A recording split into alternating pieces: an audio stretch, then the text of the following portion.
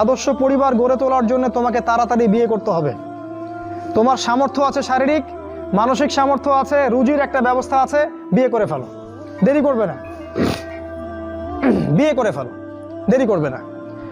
আমি বলছি অবশ্যই অবশ্যই তোমার শারীরিক সামর্থ্য থাকতে হবে, মানসিক সামর্থ্য থাকতে হবে, অর্থনৈতিক সামর্থ্য থাকতে হবে, একটা মেয়ের রেসপন্সিবিলিটি নেওয়ার সামর্থ্য থাকতে হবে। সামর্থ্য হয়ে গেলেই তুমি বিয়ে করে ফেলবে, আর কোনো দিকে দেখার দরকার নাই। এমনকি তোমার যদি একাধিক বিয়ে করার সামর্থ্য থাকে সেটাও তোমাকে করতে হবে। যার একাধিক বিয়ে করার সামর্থ্য আছে সে যদি না করে সেটাই তার জন্য গুনার কাজ। জি, এই কথাগুলো বলার সাহস পায় না অনেকে, এই কথাগুলো বলার সাহস হয় না, আলেমদেরই হয় না। দুইটা বিয়ে করলে মানুষ আবার কি মনে করবে, আমার মনে হয় চরিত্রের সমস্যা ইত্যাদি ইত্যাদি। আরে বোকা, তাহলে কোরআনের মধ্যে 4টা বিয়ের কথা আসলো কেন? আল্লাহ বা কি এমনি এমনি আয়াত নাজিল করলেন নাকি?